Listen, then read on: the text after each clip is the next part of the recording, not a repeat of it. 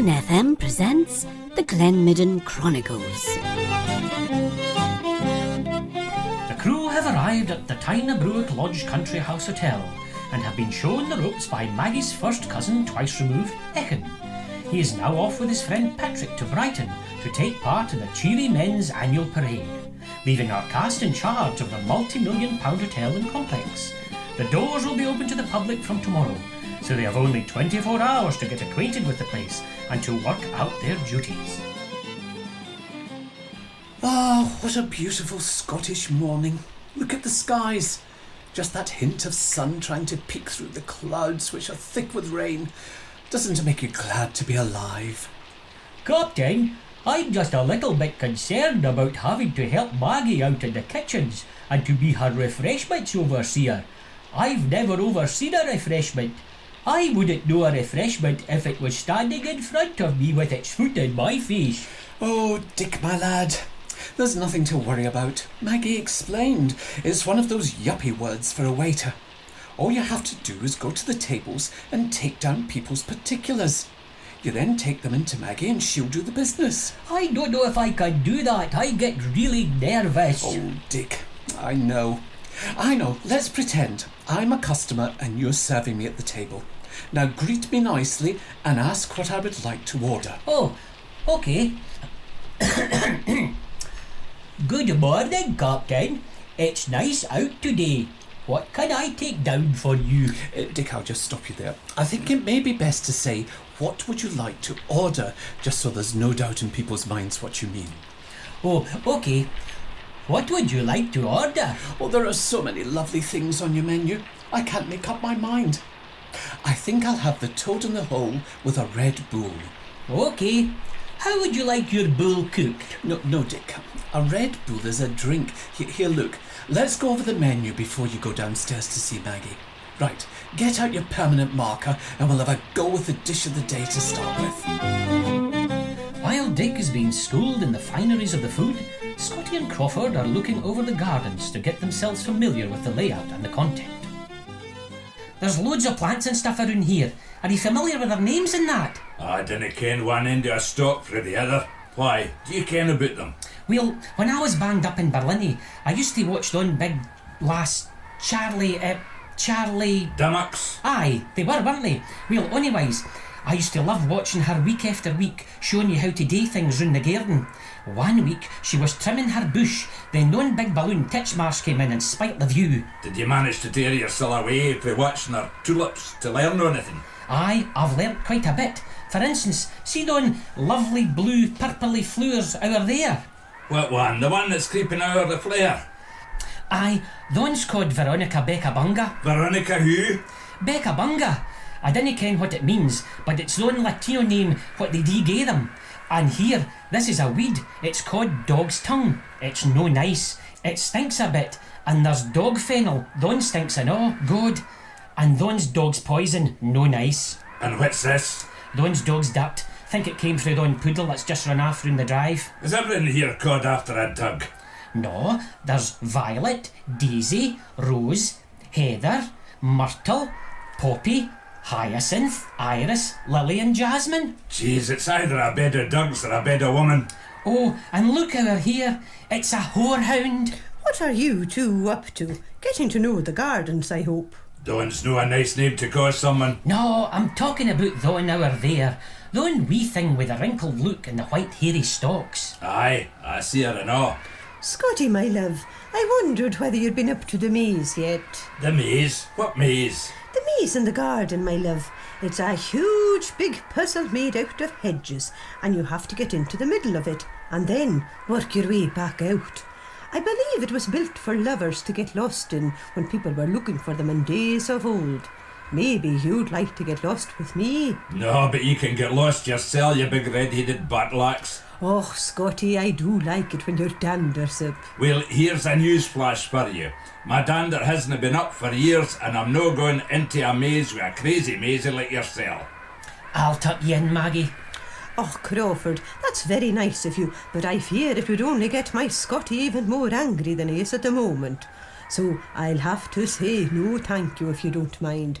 Actually, We have to get back to the big house. The captain has called a meeting for us all in half an hour. So, with hollyhocks in hand and Maggie following, Scotty and Crawford head back to the house, where they find the captain and the rest of the crew waiting for them in the lounge.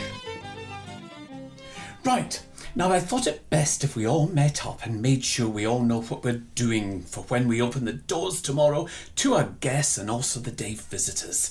Well, I've got everything ship-shape in the kitchen. What cheese is it done, bad? As I was saying, everything is ready for the hordes of hungry mouths that are going to be dining in the restaurant. I have a menu, if you'd like to look over it, Captain. Oh yes, let's have a look. Right here, to start, there's overfarter. What on earth is that? Well, I have to tell you that my great-great-great-great-auntie Regina McClarty, well, she wrote a cookbook for the good people of Barra. It was published in 1850 during the Great Potato Famine.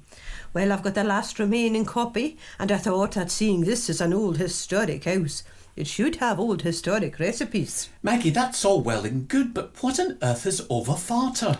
Overfart as an old egg recipe.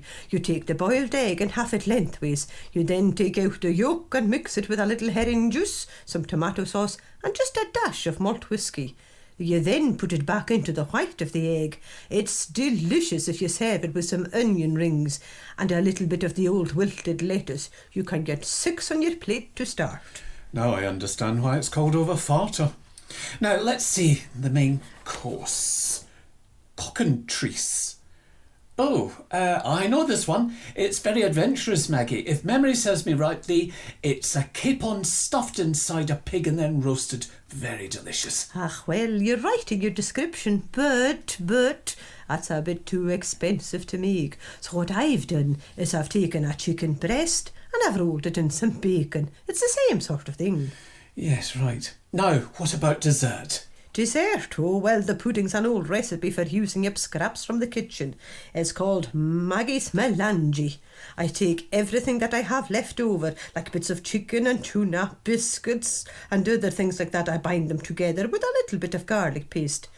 Then you can deep fry them, dip them in chocolate. They're absolutely delicious, served with my crowdy coffee. Would that be coffee and cheese on the side? Oh, no, why waste a plate?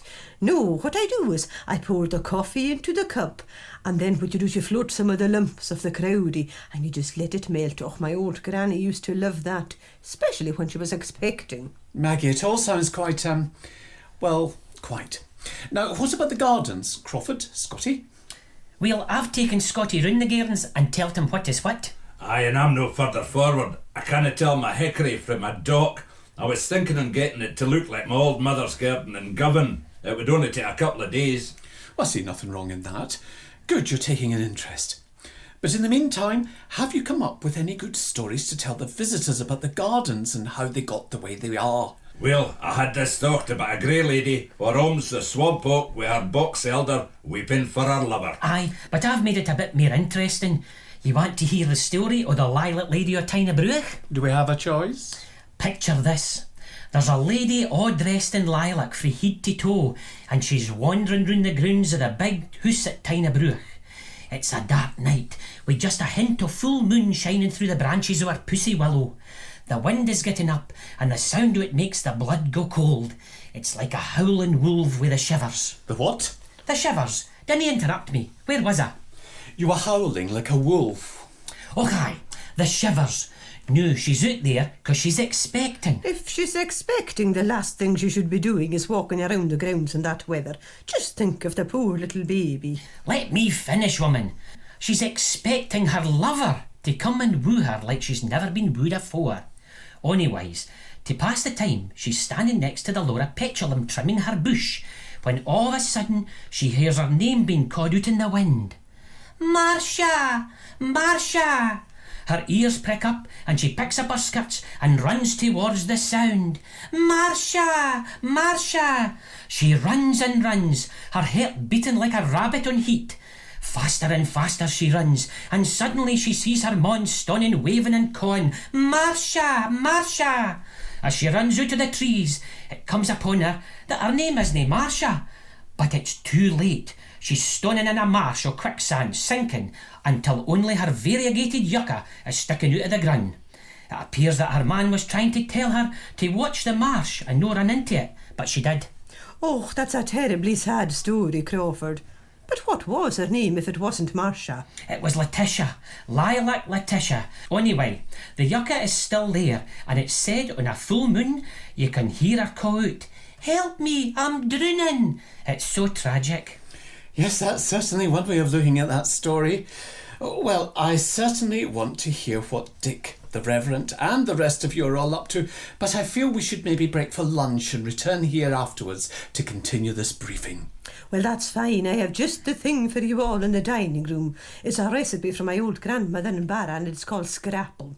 You take 1 hogshead and put it The crew are off to one of Maggie's delicious meals, and they will return after a bout of sickness to bring the captain up to speed. What will Dick have up his sleeve? Will the Reverend have a religious rota? What on earth is a loropetalum? Well, tune in same time, same channel next week for more from the Glen Midden Chronicles.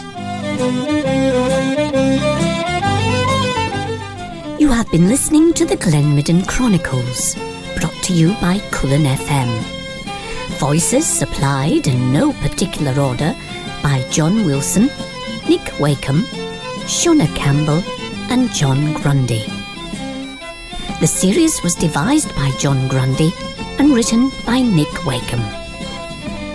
This has been an Old Mission House production.